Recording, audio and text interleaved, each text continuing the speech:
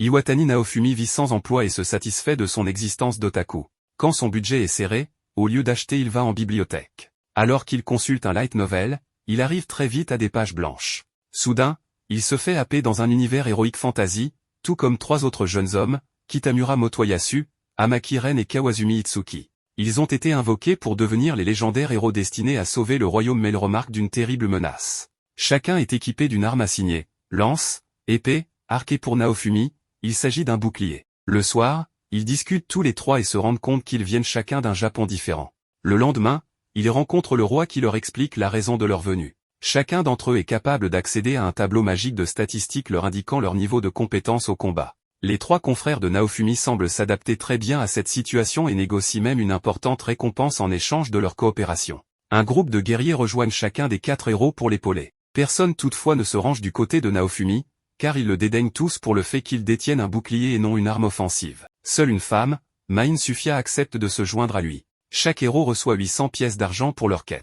Les 4 groupes partent donc chacun de son côté pour s'entraîner. Naofumi et Main vont chez le forgeron acheter de l'équipement de base où Naofumi constate qu'il lui est impossible de tenir une arme, une décharge se produisant dès qu'il essaie. La jeune femme aide ensuite Naofumi dans ses premiers combats contre de petits monstres et le soir, ils vont à une taverne. Main lui propose de boire ensemble mais il refuse et part se coucher. Le jour suivant il se réveille dépouillé et se fait arrêter par la garde royale. Convoqué par le roi, il est reconnu coupable de vol et de viol sur Main qui s'est réfugié auprès de Motoyasu. Son statut de héros lui permet d'échapper à la peine de mort. Le roi leur apprend qu'il ne peut pas renvoyer Naofumi dans son monde, car il n'est possible d'en invoquer d'autres que si les 4 actuels meurent. Naofumi, complètement désabusé que Main l'ait ainsi piégé, lui jette à elle et Motoyasu le reste de son argent en signe de mépris et s'en va. Dans la ville, il croise à nouveau le forgeron, qui semble croire à sa version des faits. Il lui offre une cape, pour qu'il n'ait pas l'air trop misérable. Naofumi part à la prairie chasser d'autres petits monstres. Il vend leur peau à un marchand qui tente de l'arnaquer mais il le menace pour lui faire comprendre de ne pas essayer de l'embrouiller.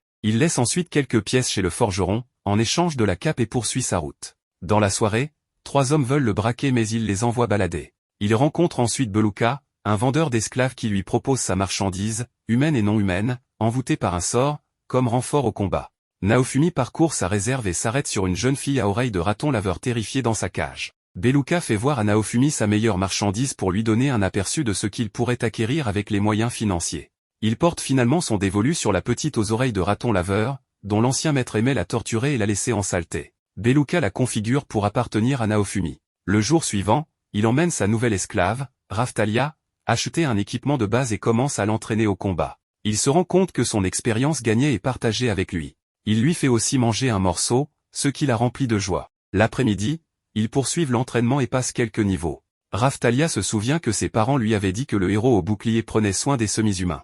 La nuit, elle se rappelle le massacre de ses parents, tués par des monstres. Elle se réveille en pleine nuit terrifiée, alors Naofumi la rassure. Le jour suivant, l'apothicaire indique à Naofumi qu'il se ferait plus d'argent à vendre des remèdes plutôt que seulement les ingrédients. Les jours suivants, Naofumi continue de s'occuper de Raftalia qui s'améliore au combat. Quand elle rechigne le sceau d'esclavage la force à obéir. Naofumi lui explique qu'il a besoin de quelqu'un pour combattre, lui ne peut que protéger et si elle ne peut remplir cette tâche il devra la remplacer. Elle se ressaisit alors. Ils achètent ensuite une épée courte pour Raftalia et se rendent au village de lutte pour y vendre de peaux de lapin monstre. Le vendeur leur indique la mine pour se faire plus facilement de l'argent mais elle est envahie de monstres dangereux.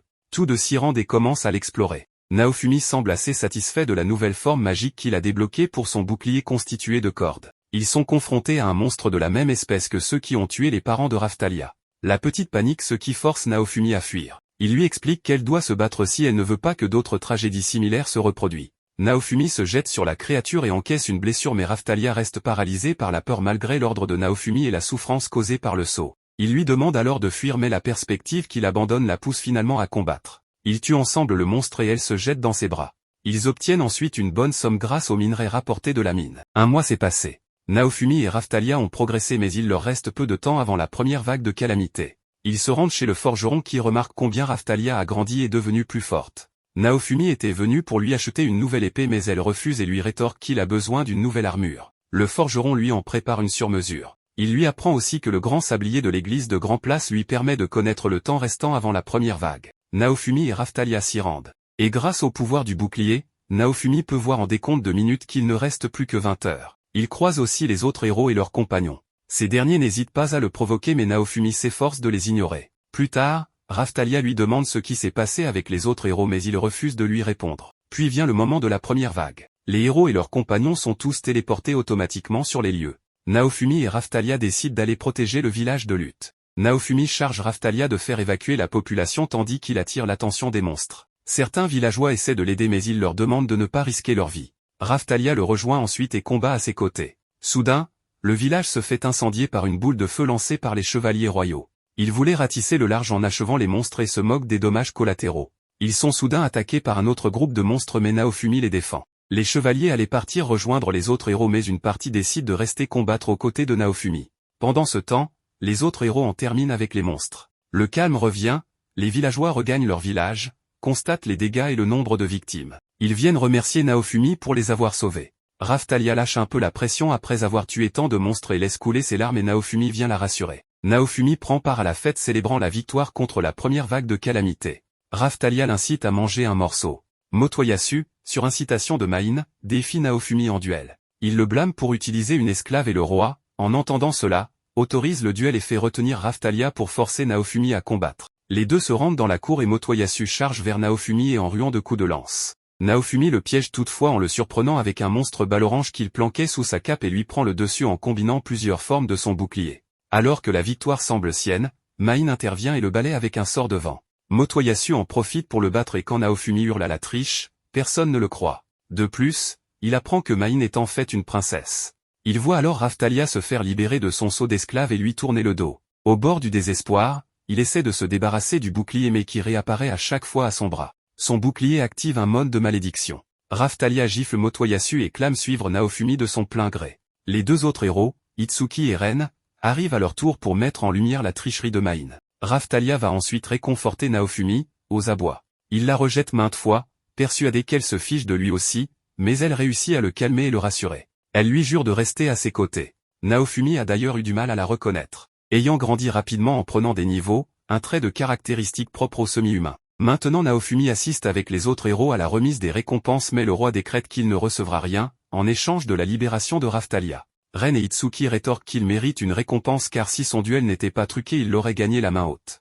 Main réplique en disant qu'il a triché avec des monstres qu'il cachait sous sa cape mais ils lui font remarquer qu'elle aussi a triché. Itsuki fait aussi remarquer que lorsque la vague a frappé, il était le seul à venir en aide aux villageois et pour cela il a droit à une bourse même si elle est minime. Naofumi reçoit une petite bourse et Raphtalia l'incite à partir aussitôt avant que ça tourne au vinaigre puis ils partent tous les deux.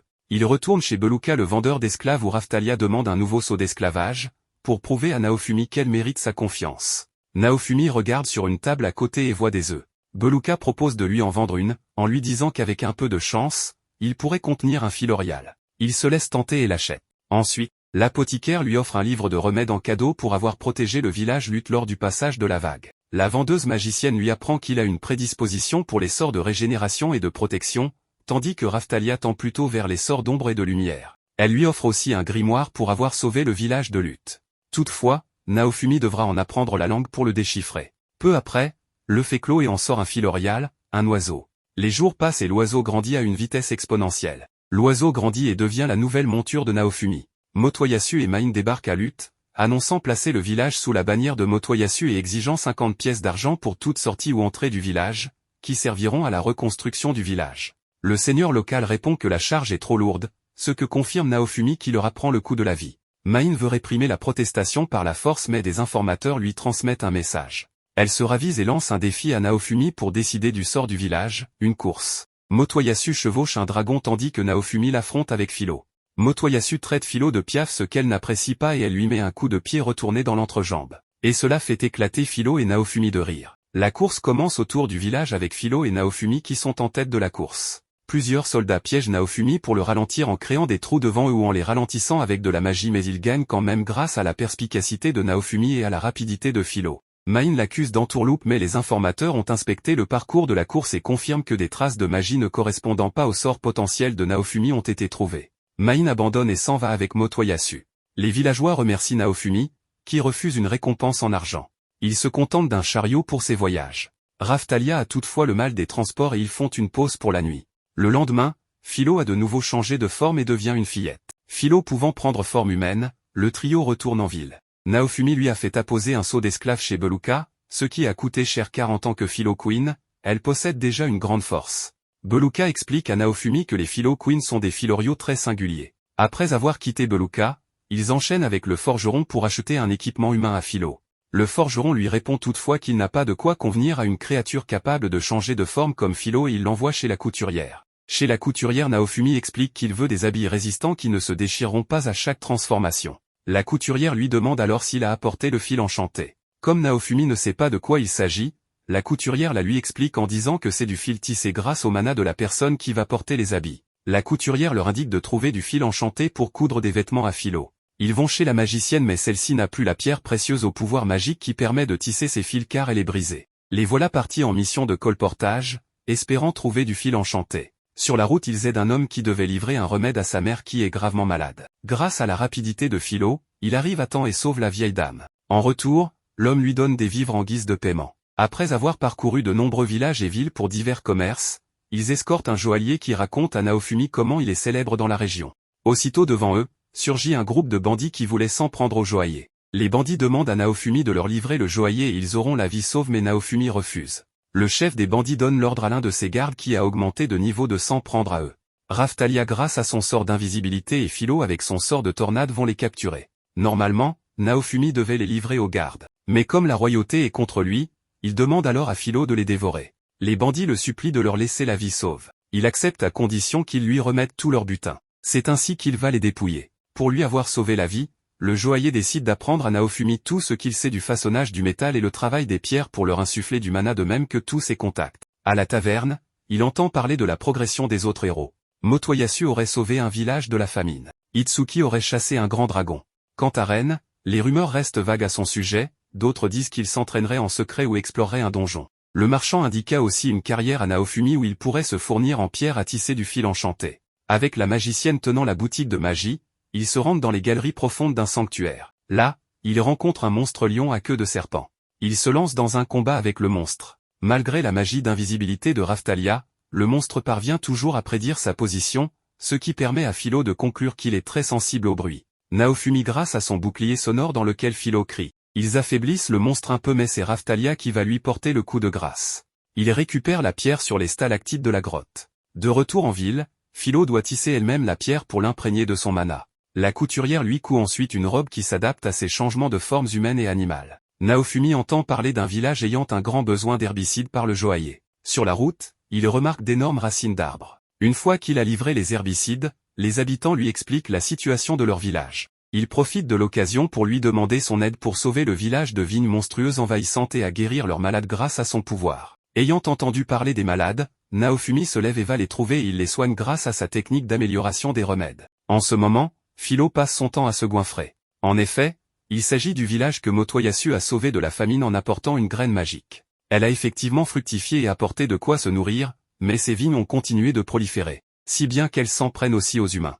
Les villageois proposent de l'argent à Naofumi pour qu'il sauve leur village et il accepte. Naofumi, Raftalia et Philo sortent et vont trouver l'arbre répandant ses vignes et racines. Une fois sur place, ils se font attaquer par l'arbre mais Raftalia et Philo arrivent à leur tenir tête. Naofumi réussit à l'asperger d'herbicide qu'il a amélioré grâce à sa compétence et il tue l'arbre. Sur le coup, il débloque une nouvelle compétence et le teste avec les graines de l'arbre qu'il vient de détruire. Avec sa nouvelle capacité d'altération végétale, il parvient à faire pousser un arbre produisant une grande quantité de fruits sans s'accroître dangereusement. Il vend les nouvelles graines aux villageois et revend ailleurs son excédent en fruits. Après avoir fini leur mission, le joaillier donne une autre mission à Naofumi qui consiste à livrer des marchandises à une auberge.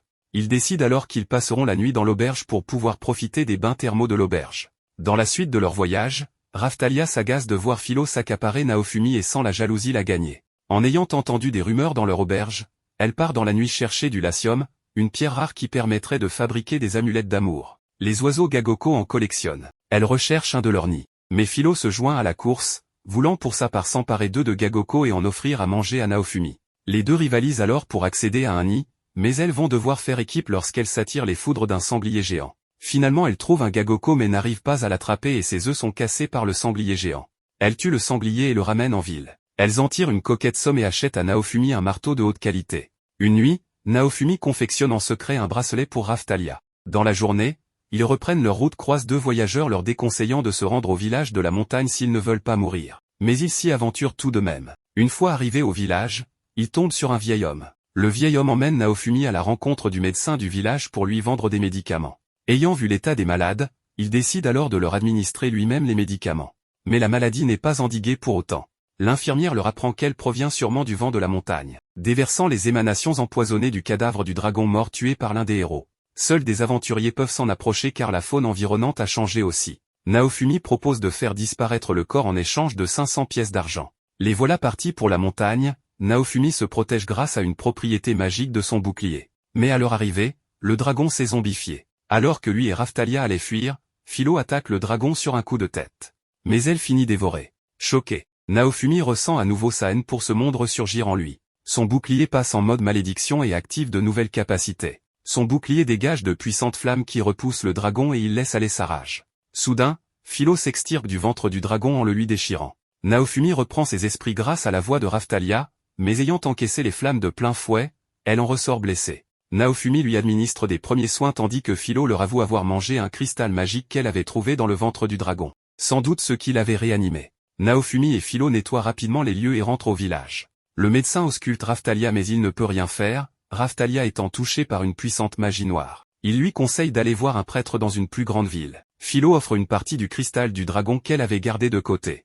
Naofumi le conserve dans son bouclier ce qui lui permet de débloquer un autre bouclier mais il n'a pas le niveau pour s'en servir. Il demande aussi pardon à ses deux camarades pour les avoir mis en danger. Mais les deux le rassurent. Raphtalia demande à Naofumi de dormir avec elle pour la nuit mais il envoie Philo à sa place, pensant qu'elle a juste besoin qu'on lui tienne chaud. Naofumi et son équipe terminent une autre quête et vont se diriger vers la capitale pour y soigner Raphtalia.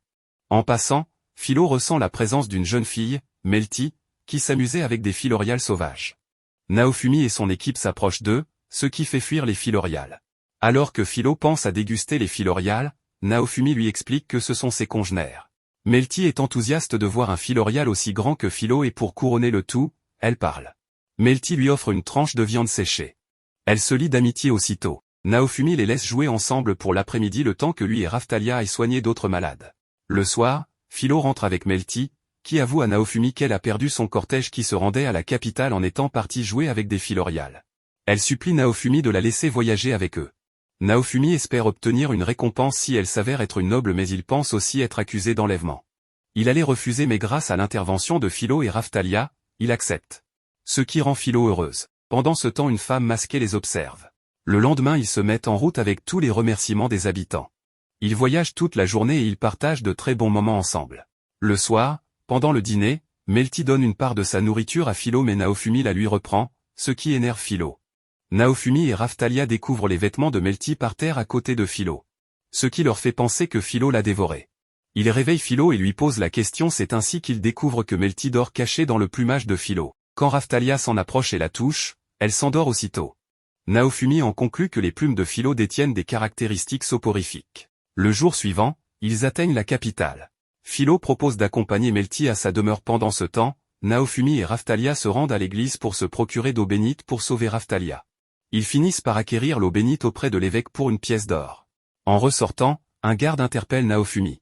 Croyant que des ennuis l'attendent encore, il prend la fuite et donne à Raphtalia rendez-vous au chariot. Plus loin en ville alors qu'il reprend son souffle, Motoyasu l'attaque, lui reprochant d'esclavager une adorable petite fille ailée qui le fait craquer. Motoyasu provoque de nombreux dégâts avec ses attaques et une baston générale éclate entre les habitants autour. Le garde qui poursuivait Naofumi s'interpose et arrête Motoyasu.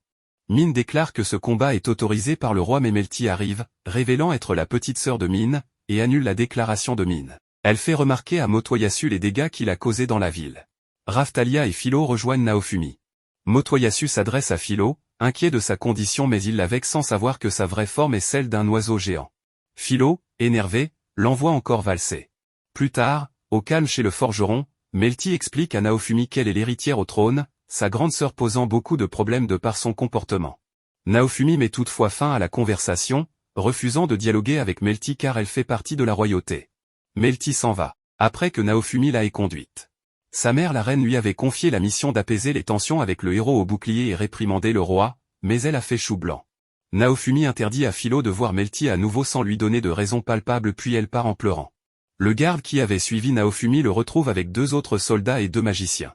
Ils souhaitent se joindre à lui dans son combat, étant originaires de Lutte et voulant lui témoigner leur reconnaissance. Naofumi n'accepte que s'il lui achète pour 150 pièces d'argent un médaillon qu'il lui reste à vendre. Les petits partent récolter la somme. Naofumi pose des questions au forgeron sur quelques-unes de ses compétences. Ce qui pousse le forgeron à lui parler de la possibilité de changer de classe pour évoluer. Naofumi ordonne à Raphtalia de choisir la manière dont elle veut évoluer mais elle s'abandonne entre les mains de son maître, lui rappelant qu'elle devra s'en sortir seule une fois que les vagues de calamité contre la contrée seront terminées et qu'il aura regagné son propre monde. Ils arrivent à l'église de la Grande Place où une nonne leur apprend qu'il faut payer un tribut de 15 pièces d'or pour changer de classe, mais une autre arrive et montre un décret royal interdisant de faire changer de classe au groupe du héros au bouclier. Il part, ravalant sa colère. Naofumi et ses deux camarades vont ensuite voir Beluka, espérant qu'il ait un tuyau pour d'autres possibilités de changer de classe. Le vendeur d'esclaves commence par remercier Naofumi, car grâce à Raphtalia et Philo, sa marchandise a gagné en notoriété ainsi que ses ventes.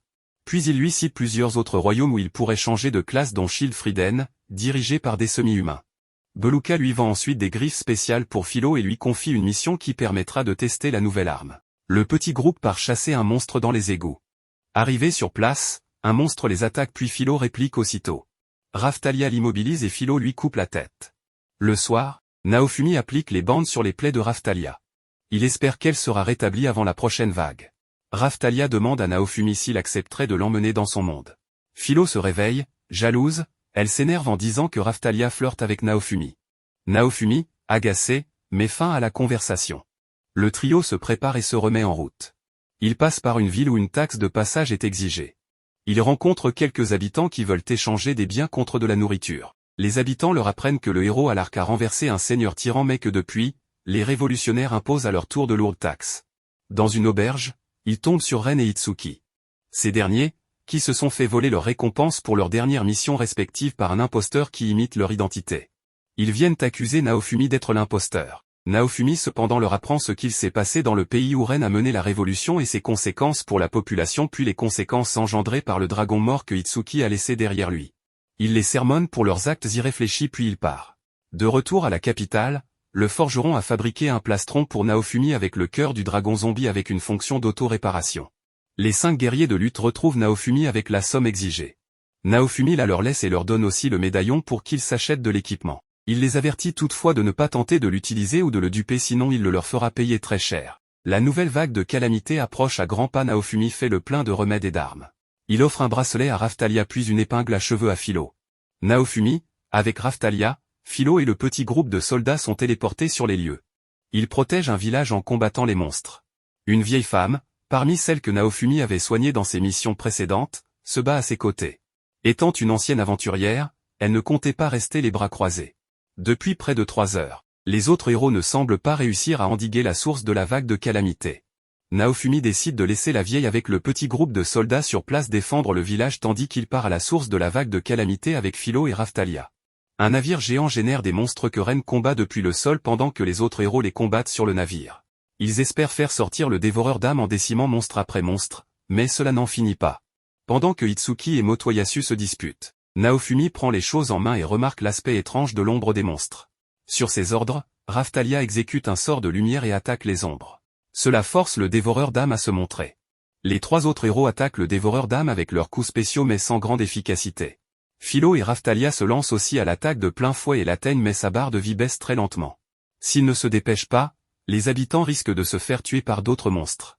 Naofumi décide d'utiliser son bouclier du Kuro. Grâce à ses capacités ténébreuses obtenues depuis qu'il a maudit ce monde, il se sent soudain submergé par la rancœur du dragon tué par Itsuki et dont les os ont été profanés par Naofumi qui les a gardés. Naofumi revêt alors une armure dragon et le feu émane de son bouclier. Philo est aussi affecté par l'effet de la malédiction. Il se lance dans la bataille contre le dévoreur. Les autres héros restent hébétés sur place tandis que Main se moque à nouveau de lui, mais Raphtalia les sermonne pour leur passivité. Ce qui les pousse à attaquer le monstre. Naofumi sent la colère du dragon sur le point de le submerger mais le souvenir de Raphtalia lui permet de contenir cette pulsion. Naofumi débloque alors de nouvelles compétences et tue le dévoreur en l'enfermant dans une vierge de fer invoquée. Apparaît ensuite une autre ennemie, Glace, qui les raille pour avoir eu autant de mal à tuer le dévoreur d'âmes. Elle ne reconnaît la valeur que de Naofumi et leur annonce que les choses sérieuses commencent maintenant. Motoyasu, Ren et Itsuki s'énervent que Glace les dénigre et l'attaque. Mais la nouvelle opposante les balaie d'un revers de manche et vient affronter Naofumi. Ce dernier tente des attaques combinées avec Raphtalia et Philo mais, même en ayant à nouveau recours à son bouclier du Kuru, rien ne fonctionne sur Glace. Cependant, la durée de la vague arrive à son terme. Naofumi, Raphtalia et Philo prennent la fuite. Glace est obligée de se retirer, cependant elle compte bien revenir à la prochaine vague de calamités. Naofumi doit ensuite faire son rapport au roi, qui reconnaît qu'il a fait fort pour cette vague. Il exige de lui révéler comment il a acquis un tel pouvoir mais Naofumi rétorque que d'où il vient, on formule une requête en se prosternant. Le roi s'offusque et le menace à nouveau mais Naofumi lui fit comprendre que désormais, il pourrait tous les tuer, lui et ses gardes, facilement. En quittant la salle du trône, une femme le félicite pour ce qu'il a accompli et arbore un médaillon qui interpelle Naofumi. Elle lui conseille toutefois plus de prudence. Melty va voir son père pour lui demander pourquoi il nourrit une telle animosité envers le héros au bouclier. Ce dernier lui avoue craindre que le héros et ses semi-humaines causent leur perte. Mayne fait irruption et met fin à la conversation. Melty répond toutefois, qu'en tant qu'héritière, elle se doit de s'inquiéter du sort du royaume.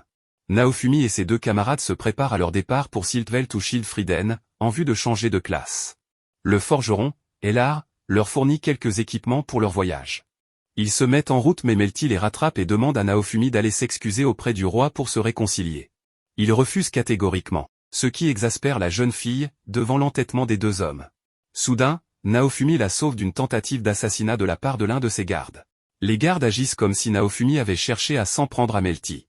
Avec Raphtalia et Philo, il le met en déroute mais ils ont enregistré toute la scène dans une boule de cristal. Des mages altèrent les images pour donner un air sanguinaire à Naofumi et ses coéquipières. Ils font diffuser ces retransmissions partout afin d'accabler Naofumi auprès de la population. Naofumi avait capturé l'un des gardes pour lui faire cracher le morceau mais il n'avoue rien. Naofumi trouve sur lui le même médaillon que la suivante qu'il a croisée au palais, qui représente le culte des trois héros qui omet le héros au bouclier. Melty envisage qu'il s'agisse sûrement d'un coup monté de Mayne, qui aimerait se débarrasser d'elle. Naofumi laisse à Melty le choix de ce qu'elle veut faire mais il la prévient qu'elle risque de se faire assassiner pour de bon. Il lui propose de la protéger le temps de régler la situation. Le petit groupe part pour le pays de Siltvelt où Naofumi espère trouver protection. Après une première journée de voyage, il raconte à Melty qui le questionne, ce qui s'est passé entre lui et le roi. Melty lui parle de la reine, qui considère qu'il faut enterrer la hache de guerre et lui apprend que c'est elle qui tient les rênes du pays, le pouvoir se transmettant de femme en femme. Plus tard, ils se font repérer par un groupe de soldats qui quadrillaient la zone. Acculé au bord d'un ravin, Naofumi essaie de lever le malentendu auprès d'Itsuki, reine et Motoyasu qui menaient les recherches. Mayne affirme alors que Naofumi a fait subir un lavage de cerveau auprès de Melty et de ses camarades Raphtalia et Philo. En gage de bonne foi, Naofumi accepte de leur laisser Melty mais la jeune princesse craint pour sa vie et lui demande de l'aide. Naofumi et ses camarades tentent une évasion mais ils échouent. Mayne se met alors à attaquer Melty avec des sorts offensifs. Raphtalia utilise un sort d'invisibilité, se glisse derrière elle puis à l'aide de sa nouvelle épée, transperce Mayne. Les gardes déferlent vers Naofumi. Naofumi active son bouclier du courroux pour en finir. Il laisse à Rennes le médaillon du culte des trois héros et l'invite à réfléchir sur la question. Puis il fuit avec les trois filles. Une fois au calme, une espionne à la solde de la reine les rejoint, il s'agit de la suivante que Naofumi avait croisée au château. Elle lui transmet la requête de la reine, venir la rencontrer. Mayne fait incendier toute la forêt sur la montagne pour couper les chemins possibles à Naofumi et son groupe. Le lendemain, Naofumi s'informe incognito dans un village sur la position des gardes. Les gardes ont renforcé le contrôle aux frontières de Siltvelt, s'y rendre semble compromis. Naofumi consent à aller à la rencontre de la reine. Melty propose de faire un escale chez l'un de ses amis qui fait partie des rares nobles encore sympathisants des semi-humains. Parmi eux figurait aussi autrefois le seigneur de Théaet, mais il n'est plus de ce monde. Le nom de cette ville évoque des souvenirs douloureux à Raphtalia. Elle y vivait dans son enfance mais subit une rafle de la part de soldats royaux. Melty se sent responsable de son sort et désire pouvoir un jour lui rendre justice. Le groupe rencontre ensuite Van Rechnot, l'ami de Melty, qui les accueille dans sa demeure. Naofumi lui expose la situation et il leur offre le gîte et le couvert. Dans la nuit, Raphtalia fait un cauchemar et se réveille le matin en prononçant le nom de Lifana, son ancienne amie réduite aussi en esclavage. Soudain, une domestique avertit Naofumi et Raphtalia que Rechnot a été arrêté et qu'ils doivent fuir. Un seigneur voisin, Il Rabier, a eu vent du passage de Naofumi et a lancé une invasion éclair. Melty intercède auprès de lui faisant croire qu'elle et Naofumi se sont séparés auparavant et demande à ce qu'il l'escorte à la capitale. Il la conduit alors chez lui. Naofumi canalise la rage de Raphtalia, qui reconnaît celui qui avait nui au sien. Une fois le calme revenu, Naofumi et Raphtalia récupèrent Philo et partent à la rescousse de Melty. Il fait torturer Rechnot pour lui faire avouer où se trouve Naofumi. Également fidèle du culte des trois héros, il fait bien comprendre à Melty qu'il compte éliminer tous ceux qui tendent la main aux démons au bouclier. Naofumi, Raphtalia et Philo attaquent le château d'Idle et atteignent le seigneur et Melty. Il prend Melty en otage mais Naofumi parvient à l'arrêter. Raphtalia avance alors vers lui et le menace de son épée. Raphtalia vivait heureuse avec ses parents et ses amis dans son village, avant que survienne une vague de calamités. Aujourd'hui, elle veut faire ressentir à Id la culpabilité de son crime envers les semi-humains. Naofumi lui conseille de ne pas entrer dans son jeu en le tuant. Toutefois, Id résiste, ce qui l'oblige à employer la force. Malheureusement il finit défenestré. Il retrouve Van Rechnot et se dirige ensuite vers les geôles. Après la vague de calamités, le village de Raphtalia fut détruit et ses parents tués, mais elle garda espoir et incita les survivants à rebâtir leur village. Mais la garde royale vint les capturer et réduire en esclavage. Raphtalia et plusieurs de ses amis dont Lifana, furent enfermés et torturés dans les geôles d'Idle, jusqu'au jour où Raphtalia fut vendue à Beluka. Parcourir les geôles à présent ravive en elle tous ses souvenirs pénibles. Il libère quelques semi-humains prisonniers, dont Kil, l'un des amis de Raphtalia. Mais Lifana est morte depuis longtemps et il ne reste que ses ossements. Raphtalia se sent impuissante de ne pas avoir pu la sauver mais Naofumi la rassure en lui faisant remarquer que sans elle, il n'en serait pas là aujourd'hui et serait resté en solitaire à maudire ce monde entier. Raphtalia réunit les ossements pour aller les enterrer mais en ressortant, le groupe voit qu'Id a survécu et a libéré un monstre qui avait été scellé par un héros autrefois. Il espère que la créature va le débarrasser de Naofumi mais elle commence par le tuer lui. Dans une forêt, un Philorial vient trouver la reine des Philoriales pour lui parler de Philo et elle veut aller la rejoindre. Pendant ce temps, le monstre libéré continue de causer des dégâts sur son chemin. Naofumi et ses compagnons décident alors de se cacher pour l'instant. Ils finissent par se cacher dans un coin tout en étant essoufflés. Alors qu'ils pensent être à l'abri du monstre et que Naofumi pense à comment dégommer le monstre, soudain celui-ci fait son apparition. Devant cette situation, Naofumi reste désemparé. Sans plus attendre, Philo se lance à l'attaque du monstre libéré. Naofumi veut l'aider mais Melty lui dit qu'il ne peut pas se battre dans la ville alors Naofumi veut l'attirer ailleurs. Pendant que Philo combat le monstre, Melty remarque que la créature semble attirée par le fragment de dragon que Philo avait dévoré et cela semble être un bon plan pour que Naofumi puisse attirer le monstre. Il s'inquiète pour les enfants mais Van Rechnot dit qu'il prendra soin d'eux, ce qui rassure Naofumi. Pendant ce temps, Raphtalia tient son amie dans ses bras et on peut voir qu'elle est triste. Son ami lui dit de ne pas s'inquiéter pour elle et de partir avec Naofumi car elle a une tâche à accomplir, alors Raphtalia accepte de partir. Avant qu'elle ne parte, elle remet le bracelet que Naofumi lui avait fait, disant qu'elles se reverront bientôt. Naofumi appelle Philo et se sert d'elle pour attirer le monstre en dehors de la ville. Et comme il s'y attendait, le monstre les suit. Le monstre parcourt le village causant la panique chez les habitants et détruisant tout sur son chemin. Raphtalia s'excuse auprès de Naofumi pour avoir donné le bracelet à son ami mais celui-ci lui dit qu'il n'y voit aucun inconvénient. Philo parvient à franchir les murs du village et continue sa course dans la forêt tandis que le monstre est tout juste derrière eux, détruisant tout sur son passage.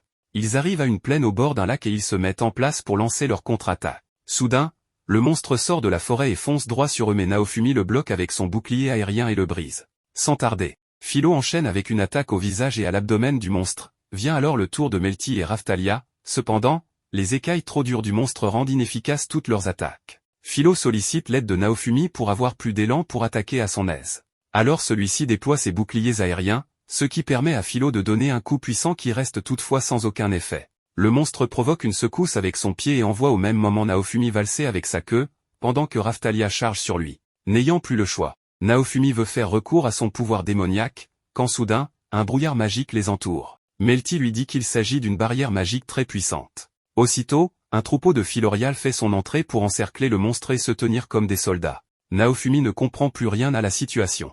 Lorsqu'il tente d'activer son bouclier du Kuro, il reçoit un message qui signale une intervention extérieure empêchant l'activation du bouclier. Il commence par entendre une voix et la nature commence à s'agiter. Soudain, un grand Philorial émerge du lac et Melty fait savoir qu'il s'agit de la reine des Philorial. Elle leur demande de reculer et avant de se tourner vers le monstre lui demandant de lui rendre le fragment qu'il y a dans son corps car il est incompatible avec lui. Le monstre charge sur lui à toute vitesse mais elle l'envoie au loin avec un seul coup de pied. Il contre-attaque avec un sort de feu mais elle la bloque et le terrasse en une fraction de seconde. Elle dit à Naofumi qu'il doit parler avec lui mais avant ça, elle reprend une forme humaine, comme Philo peut le faire. Elle se présente comme Phitoria, la reine des Philorial de ce monde. Melty semble la connaître et explique aux autres qu'il s'agit d'un Philorial élevé par un héros, il y a quelques siècles. Philo demande si elle aussi sera grande que Phitoria un jour mais Naofumi lui dit qu'il est sûr qu'il n'aura pas de quoi la nourrir. Phitoria dit que pour que Philo arrive à atteindre sa taille, il faudrait des dizaines de générations. Elle demande à Naofumi et ses amis de se présenter et elle s'exécute.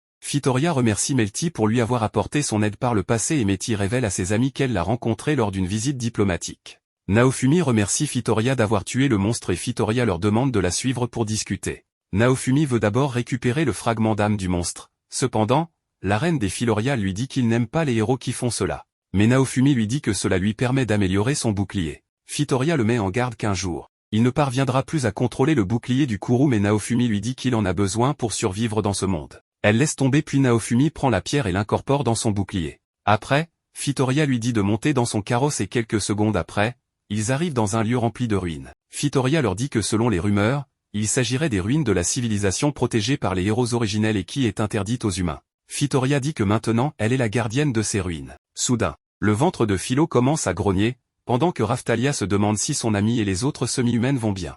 Sans plus attendre, le groupe se met à rassembler tout ce qu'il faut pour préparer un bon repas. Pendant qu'ils mangent, les autres Philoriales se tiennent devant eux, ce qui engendre une situation de malaise. Alors Naofumi se propose de leur faire à manger. Après le grand dîner tous ensemble, Fitoria vient voir Naofumi pour parler. Naofumi la suit et elle lui dit qu'elle aimerait savoir comment le monstre a pu se libérer du sceau qui le gardait. Naofumi pensait qu'elle était venue parce qu'elle le savait, mais elle dit qu'elle était là car on lui a parlé d'une potentielle héritière. Naofumi demande à Fitoria de lui raconter la croissance rapide de Philo par rapport aux autres Philoriales. Alors, elle lui répond que c'est parce qu'elle est élevée par un héros. Après, il retourne aux ruines et Fitoria dit qu'elle est consternée par le comportement de Naofumi et les autres héros, mais il dit que c'est les autres héros qui ont commencé. Il cherche des arguments, mais Fitoria lui dit de tout faire pour se réconcilier avec les autres. Elle dit que les humains et les semi-humains peuvent se quereller, mais entre héros, cette attitude est inacceptable. Fitoria demande à Naofumi pourquoi ils ne combattent pas les vagues à travers le monde, sachant qu'ils connaissent l'existence du sablier du dragon.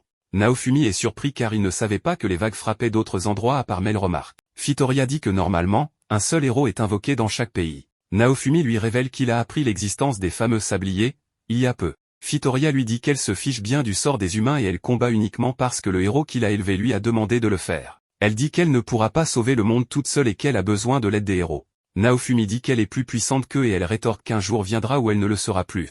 Pendant ce temps, de leur côté, Ren et Itsuki enquêtent sur le culte des trois héros et en découvrent des archives cachées. Main les espionne, déplorant qu'ils se soient engagés dans cette voie. Fitoria demande à nouveau Naofumi de faire la paix avec les autres héros car c'est impératif s'ils veulent protéger le monde. Naofumi déclare que tout le monde veut se débarrasser de lui, mais Fitoria insiste disant que les héros ne doivent jamais se chamailler. Fitoria avertit Naofumi que si les héros devaient se combattre réellement les uns et les autres plutôt que de lutter contre les vagues de calamité, elle les tuerait tous, pour le bien de ce monde. Bien que Naofumi ne puisse rien faire de plus après cette déclaration, le matin venu, Fitoria décide d'agir une fois pour toutes, en commençant par enfermer Melty dans une prison d'air pour la déclarer comme sa prise d'otage. La condition pour la libérer était que Naofumi se réconcilie avec les autres héros pour faire face ensemble aux vagues de calamité, mais il lui était impossible d'atteindre cet objectif. Alors Fitoria propose une autre option qui consiste à démontrer que le groupe du héros au bouclier peut combattre les vagues par eux-mêmes. Pour cela, il affrontera Philo et si sa puissance actuelle lui semble acceptable, il leur donnera une chance pour le moment. Ils se battent sous forme humaine, donc Philo met ses gants avec une force surhumaine avant de commencer. Philo saute pour donner un coup de pied par le haut, mais il l'évite et l'envoie voler, l'interceptant en l'air pour la projeter au sol. Naofumi lui dit de ne pas combattre sans réfléchir et d'utiliser ses capacités avec sagesse. Ensuite, Philo utilise les gants pour augmenter sa puissance magique en créant une tornade contre Fitoria, mais est également facilement repoussé. Fitoria s'arrête en un instant devant Edge et la frappe contre un mur. Naofumi essaie de profiter de la distraction pour libérer Melty, mais Fitoria l'attaque, parvenant à pénétrer même la puissance du bouclier. En punition, elle frappe à nouveau Philo et non seulement cela, elle l'appelle aussi faible et inutile comme soutien du héros au bouclier, assurant que simplement souhaiter ne la rendra pas plus forte, donc elle continue à la battre. Mais malgré cela, Philo n'abandonne pas et de loin. Naofumi lui donne des mots de soutien qui émeuvent Fitoria. Ensuite, Philo invoque une grande puissance magique et attaque Fitoria qui se protège derrière un bouclier, mais avec beaucoup d'efforts, Philo parvient à le briser et laisse même une égratignure sur la reine des Philoriales. Après avoir épuisé son énergie, Philo veut continuer à se battre, bien qu'elle n'ait plus de force, alors Fitoria lui dit qu'elle a rempli ses attentes et libère Melty. Après avoir soigné ses blessures, Fitoria remet une couronne à Philo, reconnaissant qu'elle a réussi le test et déclarant qu'elle sera la prochaine reine. Lorsque la couronne disparaît, une mèche de cheveux rebelle et agaçante pousse et Fitoria prévient qu'il en sortira plus au fur et à mesure qu'elle grandira. Bien qu'elle n'aime pas ça, Naofumi confirme que ses statistiques ont augmenté grâce à cela. Fitoria donne également à Naofumi quelque chose pour déverrouiller un tas de ses compétences de bouclier, bien que certaines ne puissent être utilisées que lorsqu'il monte de niveau. Après avoir organisé une fête pour la future reine, cette nuit-là, Fitoria dit à Naofumi que s'il ne tente pas de prouver son innocence, il est toujours coupable de ce qui se passe, alors elle le convainc d'au moins essayer, avertissant que cela serait difficile de combattre les vagues de calamité si l'un des quatre n'est pas présent.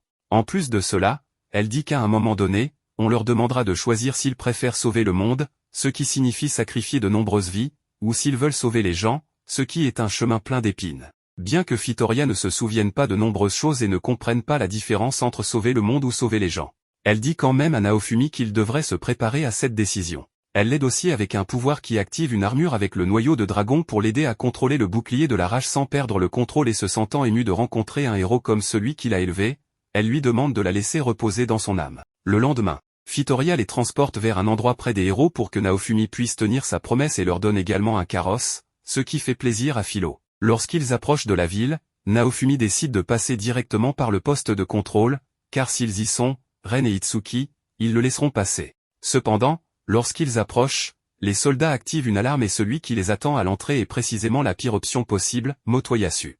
Aveuglé par les manipulations de Main, Motoyasu croit non seulement que les esclaves du héros au bouclier obéissent en raison d'un lavage de cerveau, mais il est convaincu que son destin dans ce monde est de l'éliminer pour arrêter ses méfaits. Naofumi a du mal à tenir sa promesse lorsque le héros à la lance l'attaque sans vouloir entendre un mot. Motoyasu semble particulièrement en colère ce jour-là, et Naofumi comprend enfin pourquoi Motoyasu l'accuse d'avoir éliminé Ren et Itsuki. Pour aggraver les choses, non seulement il n'accepte pas que Naofumi nie ce crime, mais la malnée Main arrive en donnant des arguments absurdes, faisant comprendre à Naofumi qu'elle est la véritable coupable. Mais ce n'est pas comme si quelqu'un croyait que la princesse mentait. Elle crée ensuite une barrière autour d'eux pour l'empêcher de s'échapper de son combat contre Motoyasu. Naofumi attaque Motoyasu en l'enfermant dans le bouclier sphérique, mais il s'en libère facilement. Main rejoint le combat en invoquant la magie du feu, mais Melty les protège avec la magie de l'eau. Philo attaque avec ses griffes puis utilise les techniques qu'elle a apprises la veille. Naofumi affronte Motoyasu et il utilise une compétence de sa lance combinant la magie du feu et de l'air avec ses compagnons. Naofumi riposte vigoureusement avec l'aide de son groupe, découvrant que Raftalia a également développé une compétence combinée. D'une manière ou d'une autre, ils font une attaque combinée où Raftalia sert d'appât pour Naofumi, une attaque surprise avec le dévoreur d'âme qui absorbe les points de compétence de Motoyasu. Motoyasu ne veut pas abandonner mais Philo le finit avec un coup de pied pendant que Raftalia frappe directement Main. Motoyasu ne peut pas admettre sa défaite et Naofumi ne sait pas comment le convaincre de le laisser au moins parler. Mais ce n'est pas leur plus gros problème pour le moment. Quand ils réalisent qu'il n'y a plus de soldats autour, soudain Philo donne un coup de pied à ses ennemis, ordonnant à Naofumi de se barricader dans le bouclier où il ne résisterait pas à ceux qui approchent. Sans comprendre quoi que ce soit, il le fait et met également plusieurs boucliers d'air au-dessus de lui. Lorsque l'attaque du ciel arrive, c'est comme une puissante pluie de lave qui brise toutes les couches de bouclier et Naofumi résiste à peine avec le bouclier de la rage jusqu'à ce que tout autour soit fondu, mais tout le monde est sauvé. Ensuite, le coupable apparaît, qui n'est rien de plus et rien de moins que le pontife suprême, qui avait l'intention de blâmer le héros du bouclier d'avoir éliminé le héros de la lance et les deux héritiers du trône, avec pour objectif final de renverser la monarchie pour que l'Église assume le pouvoir de l'État. L'autre raison était que les héros actuels ne faisaient que causer des problèmes en libérant une bête, en provoquant une épidémie et en soutenant la rébellion. Par conséquent, il valait mieux les éliminer et en invoquer d'autres. Motoyasu comprend enfin que Naofumi est innocent, mais il est trop tard compte tenu du fait que le pontife est sur le point de les éliminer également. Le pontife lance une attaque avec son épée mais Naofumi bloque l'attaque. L'épée se transforme ensuite en une lance, car le pontife tente en réalité de reproduire les armes des héros légendaires. Son utilisation nécessite une quantité importante de pouvoir magique, c'est pourquoi de nombreux fidèles offrent leur énergie pour l'activer. Bien qu'il soit évident qu'il accumule une grande puissance, l'arrogant Motoyasu croit qu'il peut toujours vaincre le pontife en l'attaquant avec sa lance, mais il est repoussé sans effort par une barrière magique. Motoyasu décide enfin de s'allier à Naofumi, mais d'abord, il tente de créer une nouvelle attaque combinée avec ses compagnons qui n'a également aucun effet. Ensuite, le pontife décide de les attaquer, mais heureusement, quelqu'un d'autre parvient à lancer un pouvoir qui pénètre la barrière, étonnamment causé par les héros à l'épée et à l'arc qui se joignent à leurs camarades, montrant qu'ils sont bien en vie. Voyant que ses ennemis augmentent, le pontife ordonne à la moitié des magiciens de se concentrer sur la barrière, même si cela ralentit l'énergie de son arme. D'autre part, Itsuki et Ren disent qu'ils sont tombés dans un piège de l'église lorsqu'ils enquêtaient sur la réplique des armes légendaires et qu'ils ont été sauvés par le groupe secret de la reine. Itsuki découvre également qu'ils sont ceux qui collectent les récompenses des héros en son nom,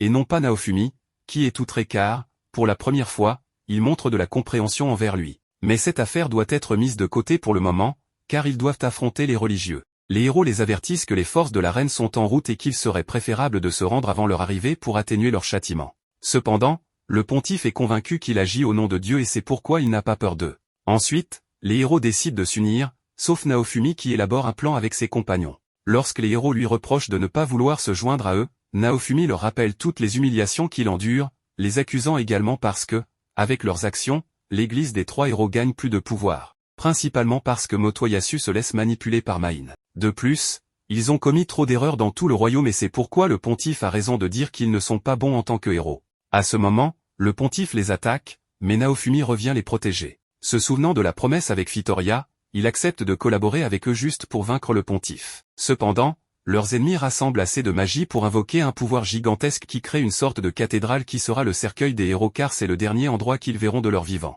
Dans un autre endroit non loin de là, la reine se prépare dans son camp militaire pour soutenir la bataille contre l'église. Pendant ce temps, Itsuki et Ren commencent l'attaque, suivis de Philo et Raftalia qui infligent un coup rapproché. Les sages guérissent le pontife. Ensuite, Naofumi exécute une stratégie, faisant attaquer Motoyasu le bouclier pour faire rebondir ce pouvoir multiplié contre son ennemi qui s'enflamme dans des flammes maudites qui n'ont aucun effet sur lui car l'église est bénie par le pouvoir sacré. Les autres héros admettent que, aussi étrange que cela puisse paraître, Naofumi a déjà montré qu'il a un pouvoir caché incroyable, alors il lui demande de l'utiliser et malgré les avertissements que Fitoria lui a donnés plus tôt, il invoque à nouveau le bouclier de la colère, mais cette fois la conscience du dragon zombie domine son esprit, mais ce n'est pas le plus gros problème.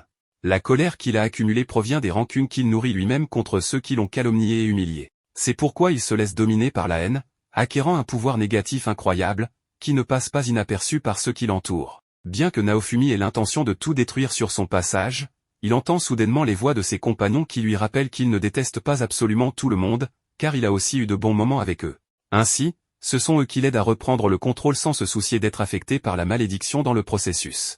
Après cela, il avale sa fierté, baisse la tête pour demander la collaboration des héros. Lorsque le pontife lance un nouveau pouvoir, sacrifiant la vie de plusieurs croyants qui donnent toute leur magie, Naofumi dresse un bouclier incroyablement puissant, ajouté à l'attaque d'Itsuki. Philo emmène Raftalia là où est le pontife pour le distraire tandis que Ren attaque par derrière et lui ôte sa vision de près. Motoyasu prépare alors une attaque à la lance que le pontife arrête avec une barrière seulement un instant avant de le pénétrer et de le poignarder dans la poitrine. Cela le met en colère. Répondant à l'attaque contre Naofumi qui s'approche au sommet de Philo et entre les deux il invoque un pouvoir de feu similaire à un phénix qui semble infliger quelques dégâts à l'homme religieux.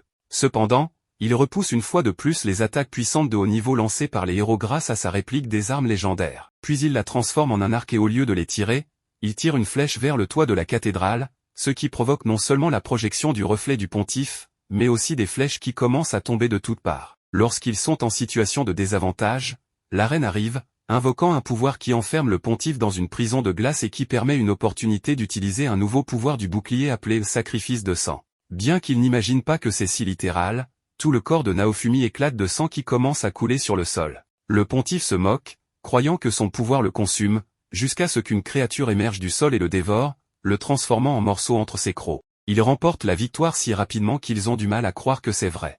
Mais il le confirme lorsque la cathédrale s'effondre, les libérant. Cependant, Naofumi perd trop de fluide vital et est sur le point de perdre la vie, jusqu'à ce que la reine s'approche, assurant qu'elle ne le permettra pas. Lorsque Naofumi se réveille, ses compagnons dorment sur son lit, prenant soin de lui car il a dormi pendant 3 jours complets. Il reçoit immédiatement la visite de la reine qui lui explique qu'elle était à une réunion mondiale où les pays se sont mis d'accord pour choisir un héros chacun. Cependant, Melromark les a déjà tous convoqués pour le plan égoïste du roi et de la princesse Main. C'est pourquoi la reine doit repartir pour régler des affaires diplomatiques, et la personne qu'elle avait laissée en charge est décédée lors de la première vague. Mais cela ne répond pas à la question de pourquoi il déteste autant le héros du bouclier au point de l'accuser d'être un criminel. En réalité, le roi en voulait à un héros du bouclier avant Naofumi, ce qui était très enfantin, mais avec l'influence de Main, tout s'est aggravé. C'est pourquoi la reine lui offre une compensation de 500 pièces d'or, une décoration pour ses exploits, et la clarification de toute la vérité en public, lavant ainsi son nom et jugeant le roi et la princesse,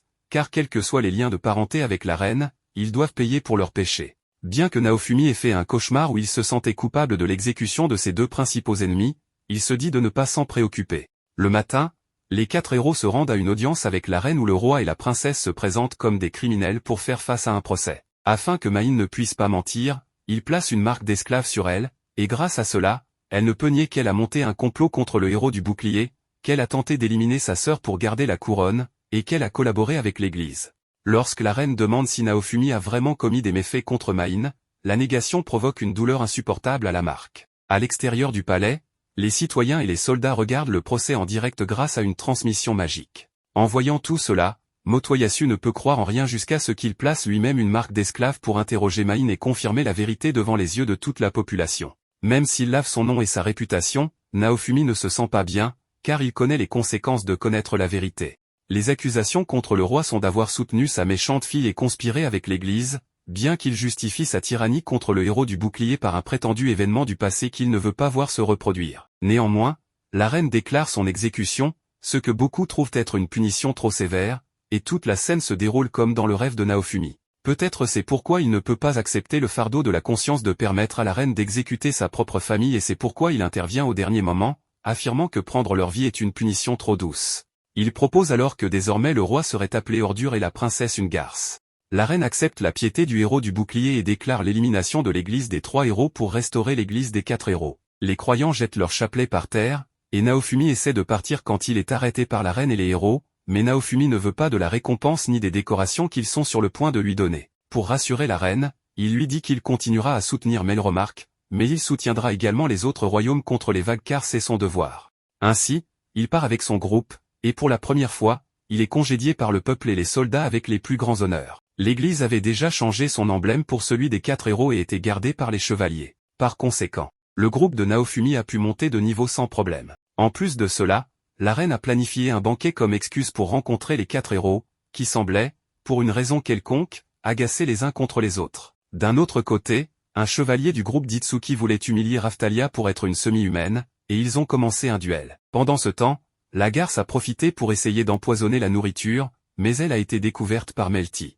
Naofumi se souvient de la promesse avec Fitoria pour briser la glace et commence la réunion où la reine explique que l'île de Camellia aura une stimulation tous les 10 ans, comme autrefois, et sur une période de temps, elle permettra de gagner de l'expérience beaucoup plus rapidement. De plus, les problèmes causés par la peste ont considérablement retardé la progression de leur pouvoir, alors elle propose qu'ils mettent de côté leur rancune et partagent toutes les informations qu'ils ont. Mais aucun d'entre eux ne veut rien dire. Et Naofumi les trouve puérils. Ensuite, la reine clarifie que s'ils ne collaborent pas, le seul à survivre sera Naofumi, le seul pouvant se défendre que les autres dans la vague précédente. D'un autre côté, le banquet est chaotique, et Raftalia fait semblant d'être calme pour qu'on la laisse partir et qu'elle puisse combattre, calmement, contre le gars qui l'a insulté. Les héros disent que le bouclier de Naofumi est astucieux, mais il accepte de dire comment il est devenu fort seulement si les autres disent d'abord ce qu'ils savent. Il découvre que tout le temps où il faisait un travail plus dur, il suffisait juste de toucher une arme de son genre et il pouvait copier la même. Ensuite avec les bonnes techniques et recettes, une fois qu'il donne des matériaux à son arme,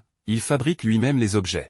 Savoir qu'il pouvait se téléporter vers un endroit qu'il avait déjà enregistré aurait beaucoup épargné d'efforts à Naofumi. Mais à part cela, Motoyasu, Ren et Itsuki commencent à discuter des méthodes les plus efficaces pour renforcer leurs armes, ce qui épuise la patience de Naofumi et il part en colère. Le lendemain, il dit au revoir à la reine et à Melty, et avant de quitter la ville, il s'arrête dans le magasin d'armes où il teste la compétence en copiant un bouclier météorite. Cela met en colère Elar car cela mettrait fin à son commerce après avoir commencé à copier les boucliers plus chers qu'il avait dans son magasin. Lorsqu'ils arrivent au quai qui part pour l'île, ils ne peuvent s'empêcher de croiser les 3 héros car ils vont tous au même endroit, mais cela n'a pas plus d'importance pour eux que l'excitation des aventures qu'ils auront très bientôt. À l'intérieur du bateau, ils font la rencontre des aventuriers Larkburk et Thérèse. Lorsque Naofumi se présente, il rit, croyant qu'il est impossible qu'un gars comme lui soit le fameux héros bouclier maléfique, car il n'a pas du tout l'air d'un tel scélérat. Les 3 héros sont très affectés par le mal de mer dû au mouvement du bateau, donc la personne en charge de l'île, Avenbourg, apparaît seule devant Naofumi pour lui faire visiter, lui montrant les lieux touristiques et lui enseignant les règles. Ils commencent bientôt leur aventure, découvrant que même les créatures les plus faibles offrent en réalité beaucoup d'expérience. Mais comme il est ennuyeux de vaincre les plus petits et que les autres héros arrivent en se battant pour le droit de chasser dans ce territoire, Naofumi se déplace vers une autre île où il trouve des bêtes féroces qui accordent d'énormes quantités d'expérience. Ensuite, ils se rendent compte que l'épée de Raftalia et les griffes de Philo sont usées, mais heureusement, Naofumi peut leur en donner de nouvelles avec les matériaux du monstre qu'il vient de vaincre. La nuit, Raftalia remarque que Naofumi est déjà fatigué car il est encore un peu faible à cause du sacrifice de sang. Lorsque leurs amis aventuriers arrivent à leur recherche, inquiets parce qu'ils sont restés trop longtemps à chasser, ils parviennent à convaincre Naofumi de se détendre dans une taverne où Raftalia rencontre le chevalier Enoditsuki, et ils ont tous deux un concours perdu où le demi-humain sort victorieux. Le lendemain, Naofumi offre à Thérèse un bracelet fabriqué avec une pierre qu'elle lui a elle-même donnée, ainsi que d'autres matériaux qu'il possède. Thérèse l'aime tellement qu'elle se met à pleurer et lui verse une grosse somme d'argent en guise de récompense. Ce qui n'est pas si étrange lorsqu'ils découvrent qu'ils sont des aventuriers de niveau supérieur à 50. Lorsqu'ils partent tous chasser ensemble, ils voient de leurs propres yeux à quel point ils sont forts et comment Thérèse utilise le joyau créé par Naofumi pour augmenter la puissance de son attaque. Après cela, Ils affrontent quelques monstres vraiment puissants qui leur permettent non seulement de gagner beaucoup d'expérience, mais aussi d'obtenir des matériaux très rares. Bien qu'ils travaillent en équipe, les aventuriers décident qu'ils chasseront seuls le lendemain. Pendant que le groupe de Naofumi préfère faire une pause sur la plage et que Philo découvre un château au fond de la mer, ils décident d'enquêter en portant des costumes de pingouins qui leur permettent de respirer sous l'eau. À l'intérieur, ils sont surpris de découvrir un sablier, mais le pire de tout est qu'il ne reste que 2 jours avant qu'une vague ne se produise sur cette île. Heureusement, ils réussissent à se téléporter au château, et la reine mobilise une armée maritime entière pour se rendre à l'endroit où la catastrophe est imminente. La population de l'île est évacuée rapidement. Naofumi remarque que ses amis aventuriers sont sur un autre navire, mais pour une raison quelconque, Lark évite son regard, semblant en colère. Cependant, il ne peut pas s'attarder sur cette question car la vague commence.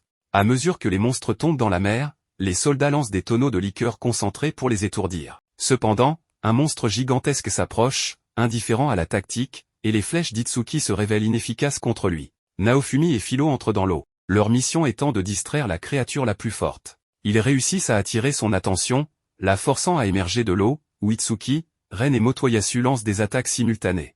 Malgré leur excitation, ils ne peuvent infliger aucun dégât, contrairement à Raftalia, qui parvient à blesser la créature. Les monstres commencent à monter à bord d'un des navires, et même la magie de Melty ne peut les arrêter. Alors qu'ils sont sur le point d'emmener la princesse dans l'eau, Lark la sauve en envoyant les monstres voler avec une tornade. Naofumi provoque une fois de plus la créature pour la faire sortir de l'eau. Lark lui assène un coup direct, suivi d'une attaque de Naofumi et d'un coup de pied de Philo. Enfin, Thérèse et Lark réalisent une attaque combinée, vainquant la créature. Les 3 héros arrogants avancent pour collecter les matériaux de la créature, mais Lark les arrête, se moquant de leur faiblesse. Il confirme que Naofumi est bien le héros du bouclier et l'informe que, malheureusement, il doit le supprimer ainsi que les autres héros. Il s'avère que ces 2 aventuriers sont également des héros d'un autre monde, et pour une raison quelconque, ils doivent éliminer l'équipe actuelle de héros pour sauver leur propre monde. La reine comprend la situation et ordonne à son armée de soutenir ces héros. Cependant, ils sont impuissants contre Thérèse, qui fait pleuvoir des flèches d'énergie du ciel, évitant de faire du mal à quiconque sauf le héros du bouclier. Naofumi se défend contre les attaques de l'arc, ressentant des dégâts comme si les attaques avaient pénétré son bouclier. La capacité de l'arc lui permet de délivrer des coups aussi forts que le niveau de défense de l'adversaire, ce qui signifie que plus le bouclier de Naofumi est fort, plus il subit de dégâts. Malgré l'inquiétude, Melty arrive soudainement sur un bateau, exhortant Naofumi à mettre fin au combat car la vague n'est pas encore terminée. Cela le motive, et il reprend immédiatement le combat. Naofumi attaque avec des serpents empoisonnés, suivi de l'attaque invisible de Raftalia et du coup de pied de Philo. Naofumi attaque à nouveau tandis que Philo et Melty invoquent un typhon d'eau. Lorsque Raftalia attaque, Thérèse libère un pouvoir que Naofumi parvient à arrêter. À ce moment, Naofumi comprend que même sa meilleure combinaison ne peut pas les vaincre. Cependant, il n'y a pas de temps pour admirer la force incroyable des héros venus d'un autre monde, car Glace attaque soudainement du ciel, brisant un navire en 2. Se tenant à côté des héros en combat, Glace menace qu'elle devra s'occuper de Naofumi personnellement. La reine tente de secourir les blessés, sachant que la vague ne s'arrêtera pas tant qu'ils ne vaincront pas les étranges adversaires auxquels ils font face. Alors que Naofumi combat Glace, il réalise qu'elle a peur du bouclier dévoreur d'âmes. Thérèse lance une bombe, et Naofumi se protège, mais lorsque Glace et Thérèse invoquent un pouvoir combiné, Naofumi se protège avec sa meilleure défense et est presque entièrement détruit. Ils ont de la chance d'avoir acquis de l'expérience sur l'île, mais la victoire n'est toujours pas certaine. Naofumi déclare alors qu'il s'occupera de Glace pendant que ses coéquipiers s'occupent des héros. Glace avoue qu'elle est aussi une héroïne, mais cela n'explique toujours pas pourquoi ils sont attaqués. Lorsqu'ils se battent à nouveau, Naofumi sent qu'elle est un peu plus lente qu'auparavant, mais il doit toujours se défendre au mieux avec un bouclier de loup, puis avec le dévoreur d'âmes, confirmant que c'est la faiblesse de Glace car cela consume sa vie. Elle lui donne alors une chance de se rendre pour partir et mettre fin à la vague, mais pour elle, la fin sera lorsque l'un des 2 sera éliminé. Naofumi absorbe à nouveau une partie de sa vie, mais elle jure de ne pas abandonner pour protéger son monde, lui demandant s'il ne se bat pas aussi pour protéger ce monde. Cependant, Naofumi se souvient d'avoir été invoqué sans permission, humilié et ayant souffert dans le processus. C'est pourquoi il se demande pourquoi il se bat contre les vagues et découvre qu'à ce moment-là, le monde de Glace fait également face à une vague en attendant le retour de ses héros. Ce qui signifie sauver un monde et sacrifier un autre. La distraction permet à Glace de recevoir une potion pour retrouver sa force, attaquant Naofumi avec plus de puissance, mais Raftalia rejoint la bataille. Naofumi crée un bouclier aérien, puis le bouclier de colère invoquant une malédiction incendiaire noire qui provoque une grande explosion. Il ne reste que quelques secondes avant la fin de la vague, alors Naofumi invoque la colère, déterminé à protéger le monde où sont les personnes qu'il aime, même s'il doit utiliser un pouvoir trop maléfique. Cependant, un magicien de la reine l'arrête. créant une magie qui lance les tonneaux de liquide concentré sur glace. L'arc sait que continuer à se battre dans cet état serait dangereux et déclare la défaite car il n'y a plus de temps, promettant de se battre à nouveau la prochaine fois. La vague se termine sans que les 3 héros n'interviennent à nouveau, mais c'est toujours digne de célébration. Après cela, le groupe de Naofumi profite de quelques jours supplémentaires de tourisme sur l'île. Bien que Naofumi ne soit pas calme en pensant aux paroles de Fitoria et en pensant que la décision qu'il doit prendre serait de choisir quel monde sauver, tout en planifiant avec Raftalia pour recruter plus de membres afin de renforcer l'équipe, Philo sauve de la mer un membre du groupe d'Itsuki qui vient d'être expulsé sous la fausse accusation d'avoir cassé un objet du héros. C'est pourquoi il saute dans l'eau sans savoir quoi faire de sa vie. Elle s'appelle Licia et le héros au bouclier lui permet de rester avec lui jusqu'à ce qu'elle prouve son innocence. De retour à Melremark, la reine dit à Naofumi qu'elle lui doit déjà plusieurs récompenses pour ses actes et si cela continue sans rien demander, elles s'accumuleront tellement qu'elle ne pourra pas les lui payer. Alors Naofumi fait une grande surprise à Raftalia, la ramenant dans son village, où Melty lit un décret royal, nommant le héros au bouclier gouverneur de Seyet. La ville est restaurée, fabriquant des bateaux pour la pêche, et plusieurs des personnes qu'ils ont sauvées auparavant décident d'aider de toutes les manières possibles en entendant la nouvelle. De plus, Naofumi a l'intention de recruter plus de soldats comme Licia et de les entraîner pour qu'ils soient prêts pour les prochaines vagues au cas où les héros ne seraient plus là. Raftalia lui demande alors d'arrêter de dire ces choses en pleurant et promet qu'ils deviendront plus forts car elle ne veut pas le perdre. Il s'agenouille même, la suppliant de rester dans son monde, même s'il n'y a plus de vagues. Naofumi est très surpris, mais il lui dit que grâce à elle et à ses autres camarades de combat, il a appris à valoriser ce monde et à le considérer comme chez lui. Quand Raftalia lui fait un câlin reconnaissant, ils sont découverts par les autres qui espionnent par la porte et Philo veut aussi recevoir un câlin. Ensuite, ils regardent les drapeaux de leur nouvelle maison être hissés et Naofumi sait que l'histoire du héros au bouclier vient de commencer.